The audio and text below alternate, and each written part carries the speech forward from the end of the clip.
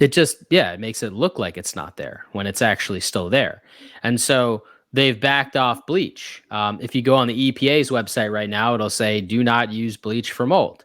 The other thing that we did was paint over it. I mean, brilliant, right? We see black mold growing through the wall, just paint over it. It's not there paint anymore. Over it goes away. You can't see it no more. Isn't it gone, Michael? Welcome to Beyond Clean with ACE. In the world of commercial cleaning, newcomers and seasoned professionals know we're more than just toilets, windows, and floors. We're just like everyone else with diverse interests in everything.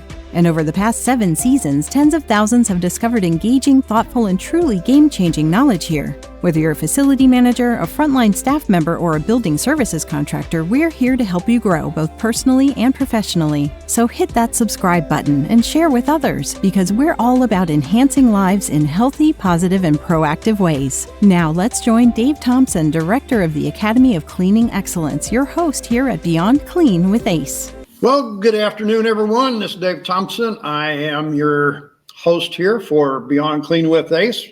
We talk about anything and everything, not just cleaning, but you know what? Today we're going to talk about something that has to do with cleaning. Well, and it's something that's kind of, I should say, close to my lungs. Most people say close to your heart. I got you on that one.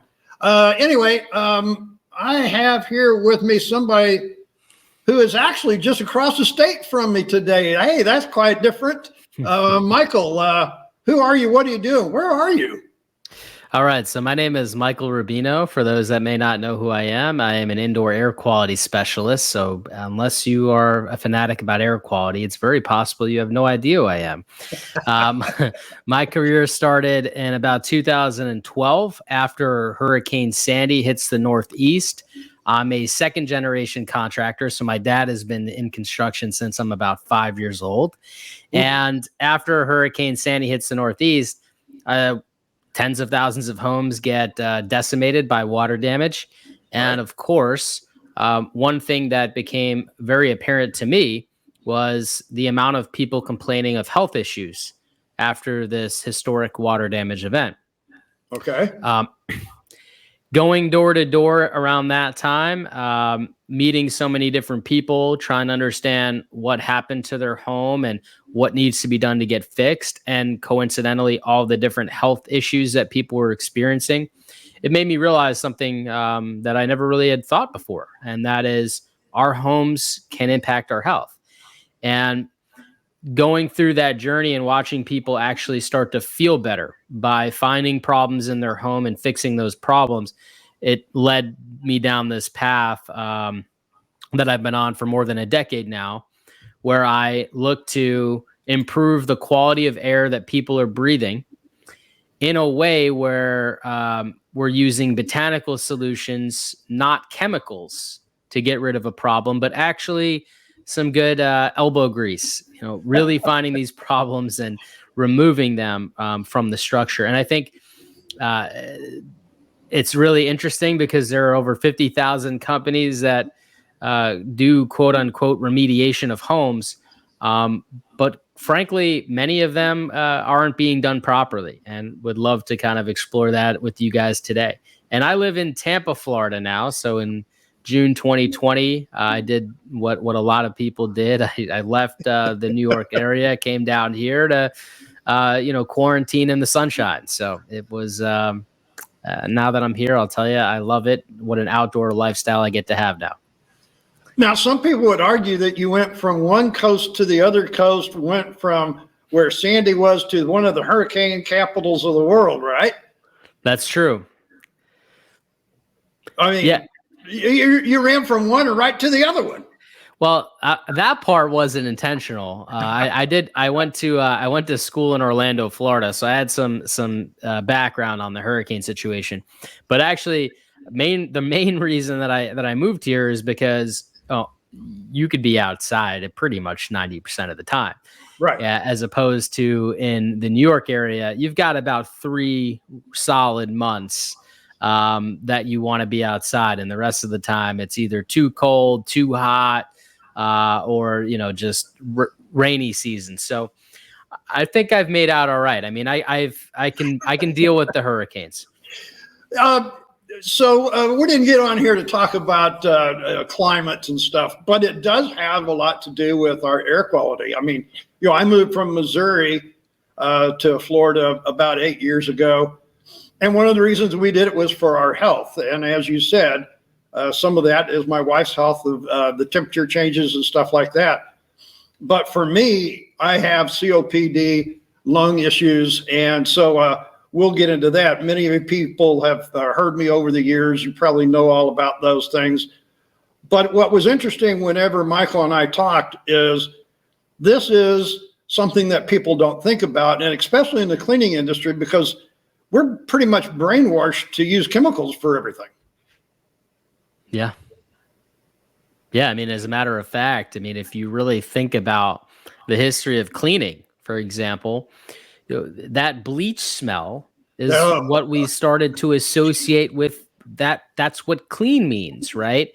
And really what that actual symbol is we're inhaling toxic fumes. And, we have to kind of disassociate ourselves with a new definition of cleaning. I mean, clean doesn't necessarily need to smell like anything. It should be free of odors, as a matter of fact. So we have to kind of... The smell of clean is nothing. Yeah, it's nothing. It's just, it means there's no offensive odors. If there's no offensive odors, we're in good shape. That's what... Yeah, that's clean, folks. You don't have to smell something, but everybody likes what we call a clean smell. But if you've got respiratory issues, bleach smell is not your friend. Exactly. But then whenever you're talking about remediation of homes and stuff, this probably is one of the lifelong go-to chemicals whenever there's, after a flood or something like that. Is it not? It is. I mean, for many years, unfortunately, we've been kind of doing things improperly. As a matter of fact, today, we still can sometimes do things improperly. Sure. Bleach was the go-to to remove mold. That was really until the early 2000s when they realized actually bleach bleaches it, but it doesn't actually do anything to kill or remove it. Absolutely. It doesn't kill the root. It doesn't kill the roots and the spores that mold grow. It just kills the visible. It just, it makes it look like it's not there when it's actually still there. And so they've backed off bleach. If you go on the EPA's website right now, it'll say, do not use bleach for mold. The other thing that we did was paint over it. I mean, brilliant, right? We see black mold growing through the wall. Just paint over it. It's not there paint anymore. Over it goes away. You can't see it no more. Isn't it gone, Michael? Yeah, it must be gone at that point. And we grew up doing this for, I don't know, probably 20 years before we started to realize, okay, this could have health impacts. From an air quality perspective, this is true for chemicals too. I mean, particles that you're constantly breathing in, your body has to remove them. Right? So if I'm inhaling bleach, these particles are actually coming into my body. I am smelling them. Correct. Right? That smell is a sense of the particle getting into my system. That particle then gets into my lungs. It gets into my bloodstream. Right. And it's like you're now ingesting it. And at that point, it's affecting the interior organs of your body. And then your body does what it always does, and it is now detoxifying these particles from the body. So if I'm breathing in a ton of chemicals, if I'm breathing in a ton of mold and bacteria, because hate to break it, but wherever we have mold, we'll also likely have bacteria, and all the other things that we consume on a daily basis between the plastics and everything else, we're really in a position where we're not healthy. And if you look at the global health decline we're dealing with right now, over 60% of the global population is dealing with at least one chronic condition. Boy, don't I know that one. I've been living with it. And folks, I can get talking about that, chemicals and stuff. The one interesting thing whenever you're talking bleach, and I teach this in class, is that people don't realize when we talk about chemistry, the pH value and what that really means.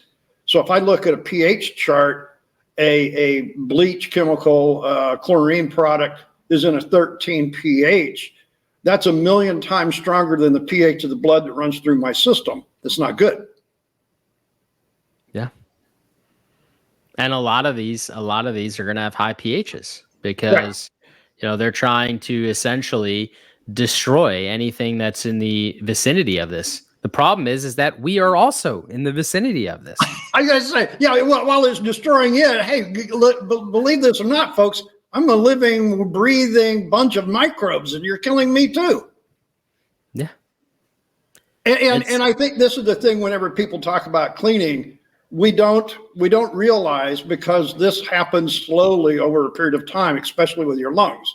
It's not an immediate reaction. Although my doctor told me, he said, hey, whenever you cough and you sneeze and you get a headache, that's your body trying to say, I don't like this. Yeah. It's like we've been pouring gasoline on a fire. And so now we're at this point where we understand today, bleach isn't the answer. Painting over isn't the answer. And what do we actually have to do? Well, we have to remove it. If I had gunk on my kitchen counters, would I just spray something and walk away? No, I would wipe it clean. There's a mechanical action involved with removing particles in this planet. I mean, go and look at how many weeds are in your garden right now. What do you have to do? You have to pull the weeds from the roots out. And then if you look at your hand after you do that, you're going to notice I've got something in my hand, right? It just doesn't disintegrate and disappear. There is a massive particle left over that you typically would, throw away. The problem with mold is it's a living organism, right? It is a fungus. Right. So I have to actually cut that fungus out of my house. And a lot of people don't realize that, because they buy into the gimmicks of all these different products that tout themselves as being, these amazing, I kill anything products. And they don't work, because if you're not getting to the root cause of the problem, guess what? The mold comes right back.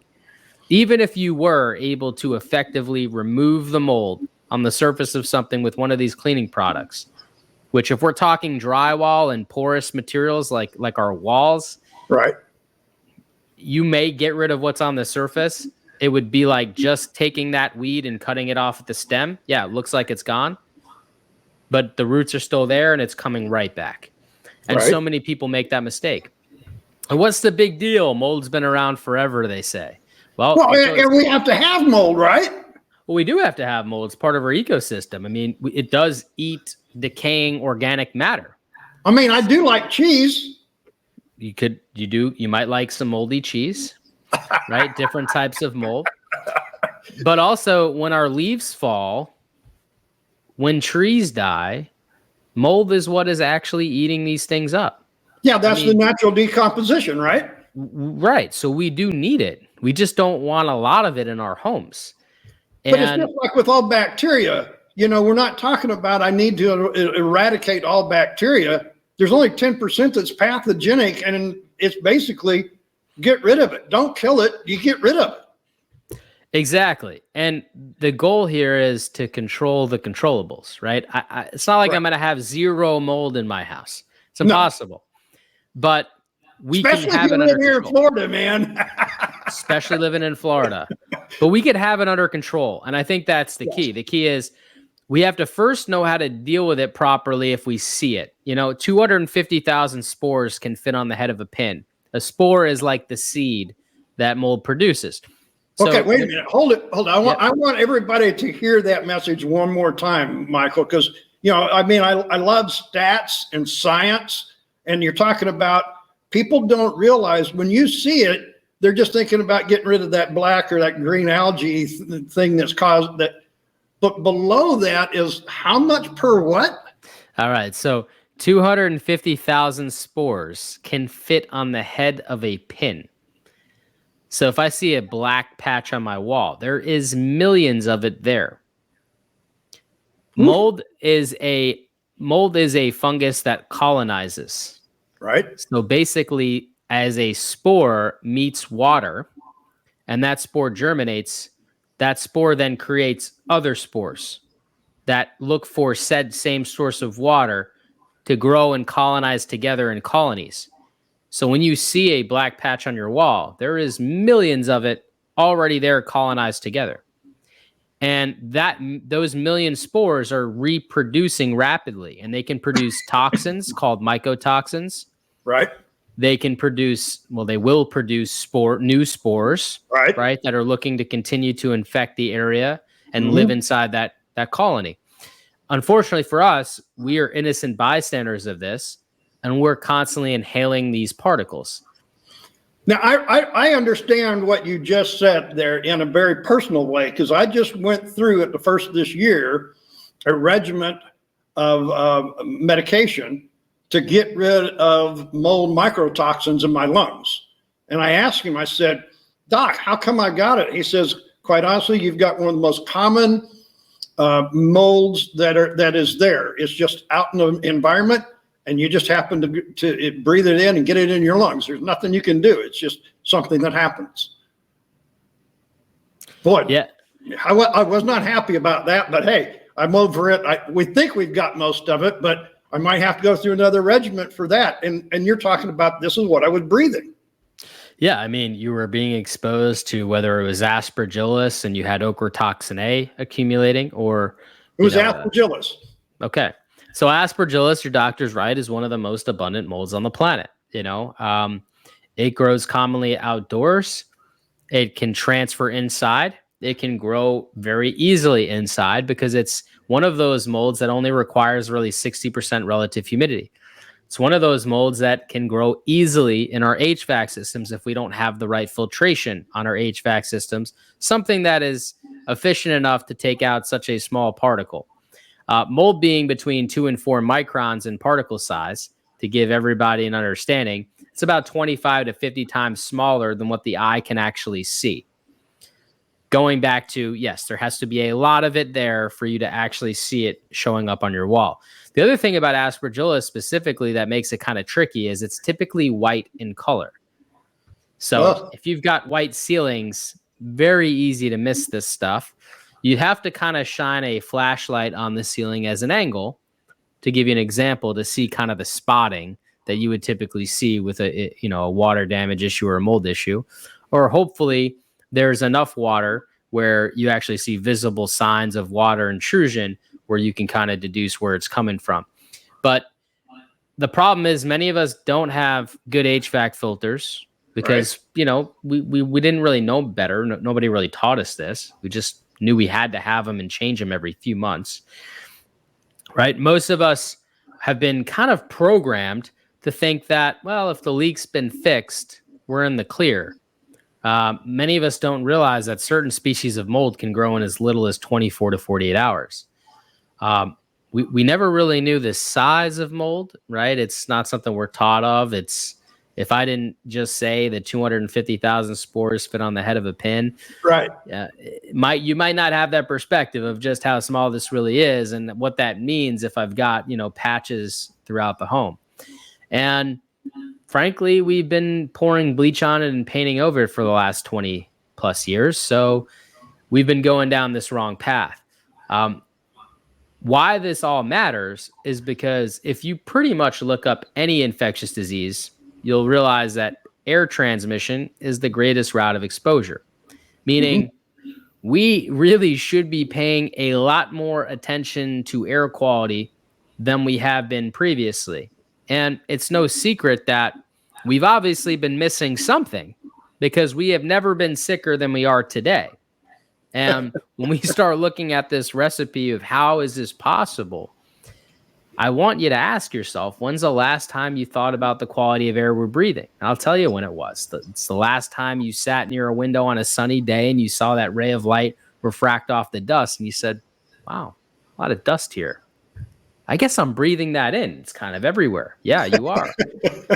And what's in the dust? That's what's going to be like. And you don't know what's in the dust. And some people go, I really don't want to know, but you do need to know.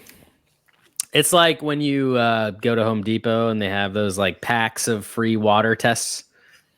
And you're like, ooh, you grab that, right? I actually have one. It's sitting on my counter right now. So this is a perfect story because we all get them. They say free, you pick it up, you do it.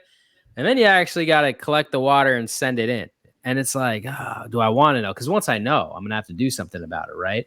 Right. I've already got a water filtration system. So this thing comes back then I'm like back to the drawing board. I'm going to need a new water filtration system. Maybe the filters need to be replaced. Like I'm going to do something. Right. The thing is, we need to know what's in our water. We need to know what's in our dust, because what gets into our body is very, very important. Otherwise, we're at the craps table. We're throwing dice and we're just hoping that we're going to live to see another day. Now, if you want to control the controllables, you want to control what you can control. And the quality of air that you're breathing inside of your home is definitely something you can control. Yeah. I mean, I understand at work you can only do so much, but we can impact it there as well. Absolutely. I mean, even at work you can, because if you have information, obviously you can bring that to your boss. Maybe your boss rents the place. They could bring that to the landlord. Certainly you can do things like install air purifiers to make the air that much better. I mean, there are things you can do, right? At home, of course, there are things you can do. Even if you're renting your place, if you own your place, doesn't matter the situation you're in, you can get the information. And then from there, you can actually do something about it, right? So I think the first step is we have to be aware that the quality of air we're breathing is important. The second step is we have to get the information, understand and interpret the quality of air we're breathing. Then with those two steps, we can then do something. Why is this so important? I mean, Dave, you already talked about kind of a little bit about the history of your health, and you've been working with chemicals for a big portion of your life. Over 50 years. Well, where was that exposure? It was through the air. You were breathing that in. And once you... I know it, yeah. I can trace it back to exactly when. I know exactly what created my chronic asthma that moved to COPD and created all of the chronic illness that I have and I've been living with for 40 years. Here's the thing about something very important that everyone needs to know, because we talked a little bit about size, but size is actually very important, because if you go on the American Lung Association's website right now, they'll have an article that tells you that size matters greatly when it comes to human health and our body's self-defense mechanisms, essentially. Correct. Anything smaller than 10 microns poses the greatest health risk, because at 10 microns or less, we're talking about something that is so small, it can bypass our self-defense mechanism, and it can not only be inhaled and impact the lungs, but it can then pass through the lungs, entering our bloodstream. Yep. That's like if you're eating it, okay? So just hear me out on this. When I'm breathing in mold, I am not just inhaling it. I'm also essentially eating it. When I'm breathing in bleach, I am not just inhaling it. I am also essentially drinking it or eating it, because these particles become so small that they bypass our self-defense mechanisms and then enter our bloodstream. Now, if you've ever picked Michael, that's exactly the reason why I talk about the pH of chemicals and the absorption through skin, which is quite often in the cleaning industry, the inhalation that we do. And then I relate it back to the blood, because these chemicals, no matter which way, are going into our bloodstream. And if your blood is 7.365, come on, folks, if it's a million times stronger than your blood, should we be exposing our body? That's why I do this.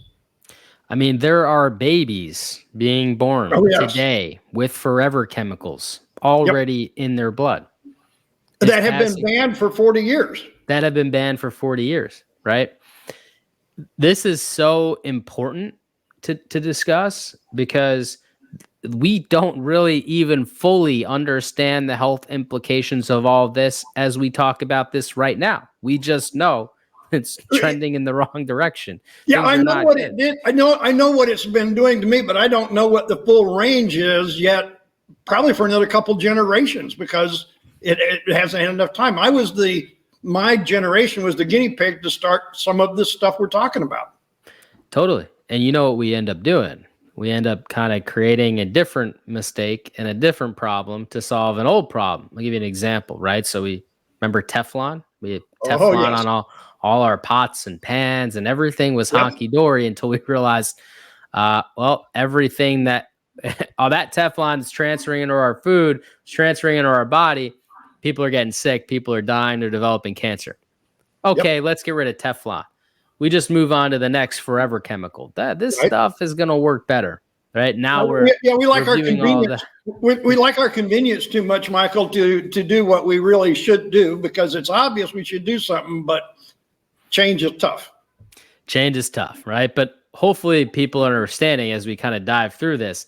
Yeah, we have to really reassess what we're trying to accomplish. Now, I understand convenience is great, but at what cost? And right now, the cost is far too great.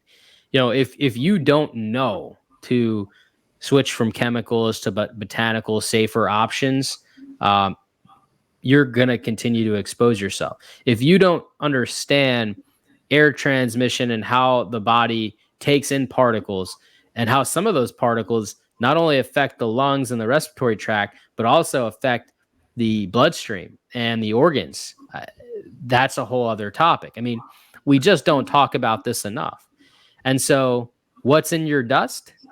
Well, that's getting into your body. And in some ways, yes, your lungs are filtering out the larger particles, right?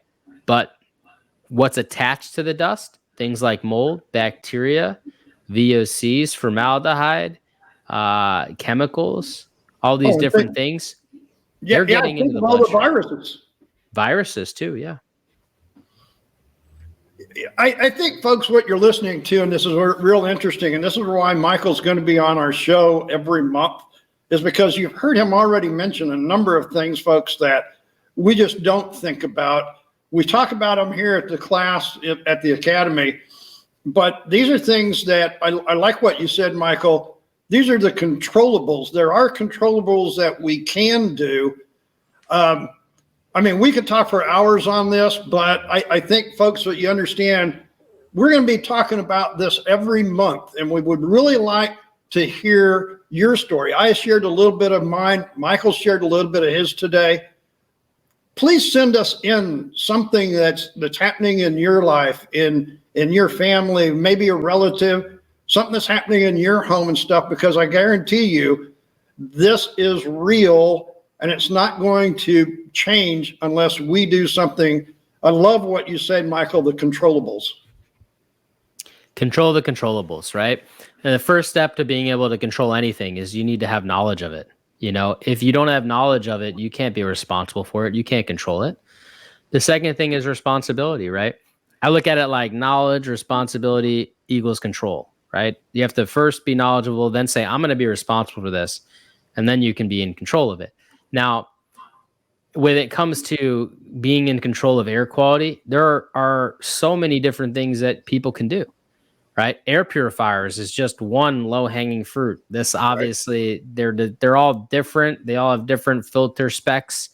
Some of them are going to be better than others, but essentially what they're doing is they're removing as small of a particle as possible from the air, and then they're putting back out clean air. And so if you have a good air purifier and you take a particle counter, you can notice that you might have 130,000 particles in the air, and then you put it near the exhaust of the air purifier and it comes out at 0. Well, in theory, what's going to happen is once you get enough air changes, which could take a couple hours, it'll clean the amount of particles in the air so that the whole room gets down to a less level. Might be 130,000 down to just 1,000 or less.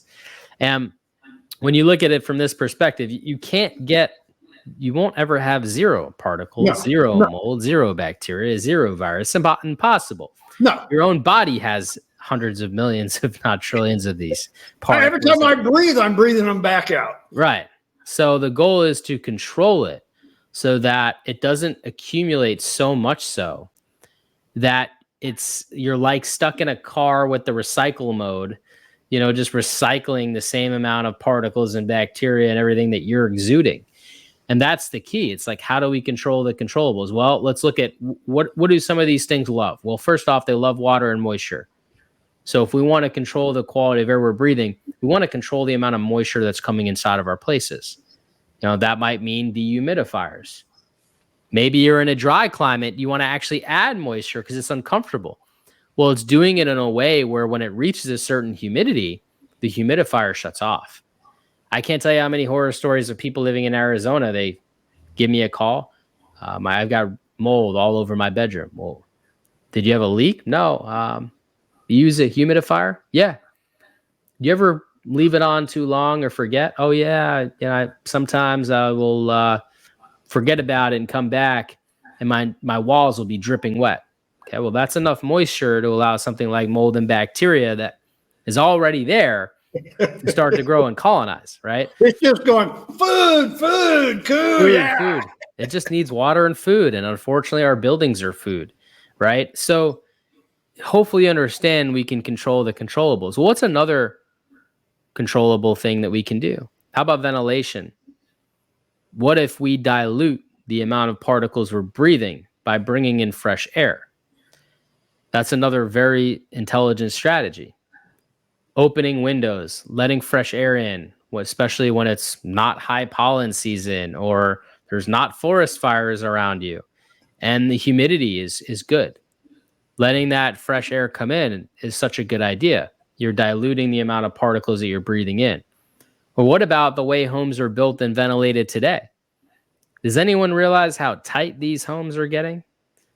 Anyone realize since Richard Nixon was in office in the 1970s and we're dealing with that global energy crisis that we're really in a position now where energy efficiency is the top of what everybody's trying to achieve every single day? Because when you realize that, you'll see that our homes are getting tighter and tighter. We're using spray foam insulation to cover up every surface on the exterior of the building. One of the things we're not thinking about, human beings need to live in these things. We're building gigantic petri dishes for people. Now, if I've got no air exchange, okay, if I burp, all right, I'm going to be exuding bacteria particles. If I use cleaning chemicals and products, which unfortunately, maybe you listening to this podcast right now, you've made the switch because you've been listening to Dave. What about all the billions of people that still use chemicals every day? Well, those chemicals are bioaccumulating inside these boxes because there's no fresh air.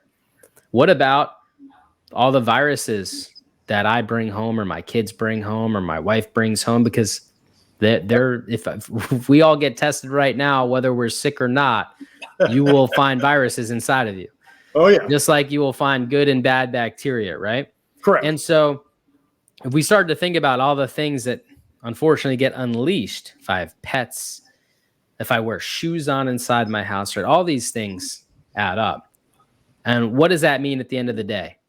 Well, I've got so much particle accumulating inside my home, and there is no fresh air and no dilution occurring because the house is super tight, very well sealed. Well, all of that stuff is going to get into my HVAC system over time, contaminating my HVAC system. That's only going to make things 10 times worse. But before we even get there, think about all the particles that I'm basically recycling through my body with no way of escaping. Right. And I'm telling you, we wonder why we keep getting sicker and sicker. It's because we're not thinking about these things.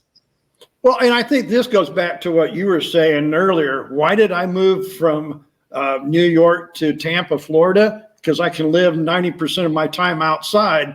You don't have to deal with that much when you think about the environment you're going to put yourself in. You're right. And I think that is so important. And, people say to me, but Mike, aren't you worried about mold in Florida? I guess I could be worried. Or I can just say I'm living in Florida. I need dehumidifiers. I need good filters on my HVAC units. I need to have some sort of regular cleaning regimen to just remove particles. And I need to use non-toxic products that aren't going to kill me as I'm controlling my environment. Yeah, and so I'm going to give you one of those little controllables, and I teach this, and I just had a master's class here a couple of weeks ago.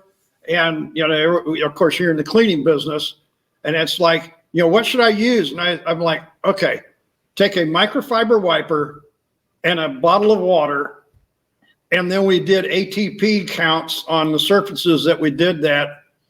And I was like, they couldn't believe. I said, water, the universal cleaning agent always has been, and physical removal. I mean, even bleach has mostly water. Most of the cleaning chemicals we use are 99% water. Yeah. Just take out that and then only do with what you need at the end. Michael, we could talk forever on this. I want to say some things for our next podcast. How do people get hold of you, and give us one thing that they could do right now, listening to this podcast, that you think would be the most beneficial to help them at home? Okay, so you could find me on homecleanse.com. You could also find me on themichaelrubino.com. And you can also find me on changetheairfoundation.org. As you can see, I'm a very busy man. I have a 501c3 nonprofit because every person deserves to have the education, the awareness, and the laws to protect them. And honestly, policy reform is a big thing that we're working on, where we have bills being proposed in 16 different states right now, all to update legislation around air quality and the importance of air quality, especially with respects to water damaged buildings, which I think is a big problem that we have to uncover and deal with. And I just want everyone to be more aware of this, and hopefully that helps tremendously.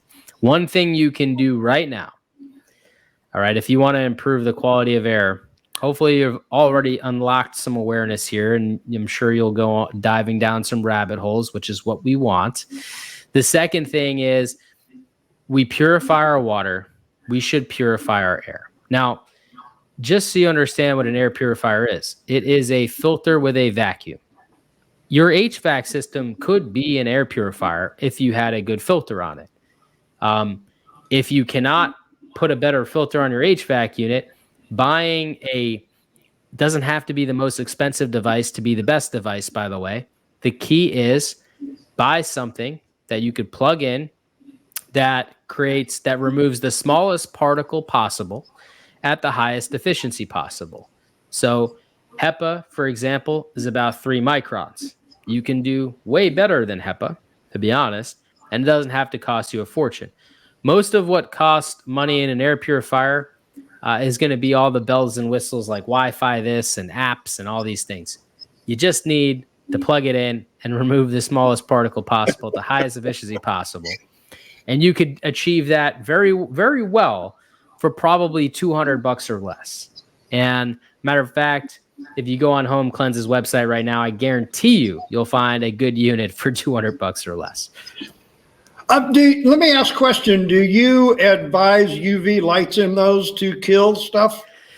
Well, to kill, they will slow down the growth. The problem with UV lights is you're never going to quite get it positioned to eliminate all potential growth. You would probably need a few different UV lights. The other thing is the evaporative coil or the heating coil are typically the trouble spots you would see in an HVAC system with actual physical microbial growth, like mold and bacteria growth. And that coil, it's about 2 inches thick. It's on both sides. Usually they'll put the UV light on one side or the other. Unfortunately, you've got it. It's an A coil, so it comes down like this. There's a coil piece here. There's a coil piece here. You would need 2 UV lights essentially on both sides to even slow down the growth for both. And to make matters worse, I don't think that UV light will ever be able to penetrate the entire coil 2 inches thick on both sides. Right. So yeah, it'll slow down some of the growth on the surface, but it won't be foolproof. I think that's why I really recommend filtration more, because if we could stop tiny particles from getting through the filter into the coil, when the coil constantly condensates, we're going to be really protected. So if you want to do UV and filtration, go for it. But if I had to choose between UV and filtration, I would pick upgrading filtration first. So, folks, whether you've been listening to the podcast on our Podbean channel, or you've been watching on the YouTube channel, no matter which way, we'll have some information in the show notes, directions where you can go to all of Michael's different organizations that he runs. I, too, probably couldn't remember all of those as he went through them. And I'm glad that you can remember them all. I understand you got a lot of hats to juggle. We appreciate your time with us today. I've got 2 questions. And as my previous podcast guest said, Since you're the rookie here today on the podcast with us here at Beyond Clean with Ace, I have 2 questions for the rookie, and then that way you can graduate. All right. So where were you born? I was born in Brooklyn, New York. And we're in May now, so half of the year's gone or getting close to it. But for the rest of this year, what would be your personal, for you only, not business-wise, just you, what would be on your personal bucket list for the rest of this year? Well, on my personal bucket list, it would be to get back out on a trip to Europe, somewhere in Europe. I have not traveled outside the country since COVID. And it was awesome because before COVID, once a year we'd do a nice Euro trip. I've been to London, Paris, Italy, and Ireland. And there's so many other beautiful places to see.